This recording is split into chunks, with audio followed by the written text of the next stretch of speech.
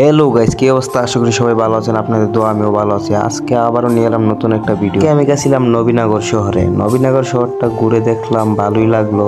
নবীনগর দিয়ে ওই দিকটা চলে গেলাম রসুলপুরের দিকে। আর এদিক দিয়ে নবীনগর দিয়ে রসুলপুরের রাস্তাটা ছিল অসাধারণ। আপনারা পুরোটা ভিডিও দেখতে পারলেই বুঝতে পারবেন কেন আমি নবীনগর গেছিলাম সেটা তো বলা হলো না। হঠাৎ করে বন্ধু ফোন দিয়ে বললো চল ঘুরতে বেরোবো।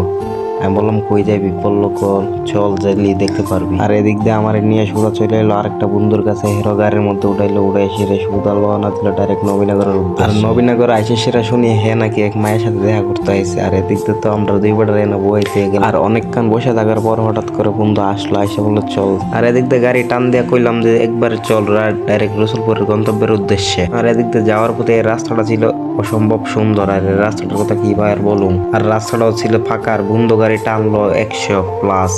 পুরা দূরা টাইনে চলে এলাম কতক্ষণে অনেক দূরে। আর এদিক দিয়ে আরেক বন্ধু মায়া খুঁজে রাস্তাঘাটের মধ্যে, আশেপাশে কোনো মায়া টায়া নাই। আর এদিক দিয়ে আমি কইলাম যে রোজা রমজান মাস, তোমার জন্য মায়া কি রাখা যায়? দাঁড়ায় থাকবো যে তুমি আস্তে আস্তে তোমার জন্য দাঁড়ায় থাকি। আর আজকে আমরা তিন বন্ধু গেছিলাম ঘুরতে, রিমন, শান্ত আর আমি। আর এদিক দিয়ে বন্ধু রিমন কইতাছে আজকের রাইডটা ছিল সেরা। নতুন রাস্তা, নতুন এলাকা, নবীনগরের পুরাটা এলাকা, উলিগুলি পুরাটা চিপা চাপা ঘুরে এসেছি আজকে আমরা। আর ঘুরতে যাওয়ার মজাই আলাদা। আর যারা যারা ঘুরতে যায় তারা বুঝে। আর হইচই বক বক করতে করতে আমরা চলে এলাম রসুলপুর আইসা থেকে কেউ নাই, তাই আমরা আর দাঁড়াইলাম না। তাই তো চলে যেতেছি রসুলপুরের ব্রিজে। আর ব্রিজে যাওয়ার পথে তিনটা মায়া রিমুকে একটা হাই দিয়েছিল। আর রিমু দিকে পাগল হয়ে গেছে। রিমু বলতেছে চল মায়াটিরে একটু ঘুরে দেখে। আর এদিক দিয়ে আমরা চলে এলাম রসুলপুরের ব্রিজ। আর ব্রিজের মধ্যে আইসা থেকে কেউ নাই, একবারে ফাঁকা।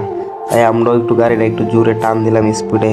তাই দেখতে দেখতে আমরা চলে এলাম একবার ব্রিজের মাঝখানে। আর মাঝখানে এসে আমরা একটা ছবি টবি তুললাম, সেলফি টেলফি তুললাম। তোলার পরে এবার চলে যেতেছি বাড়ির উদ্দেশ্যে। এদিক দিয়ে গোফন বাজারের কথা আর কি বলবো। গোফন বাজার যতবার আসি ততবারই শুধু জ্যাম আর জ্যাম। আর এবারের ভিডিওটা এ পর্যন্ত। সবাই ভালো থাকবেন, সুস্থ থাকবেন। আবারও দেখা হবে কোনো এক নতুন ভিডিওতে।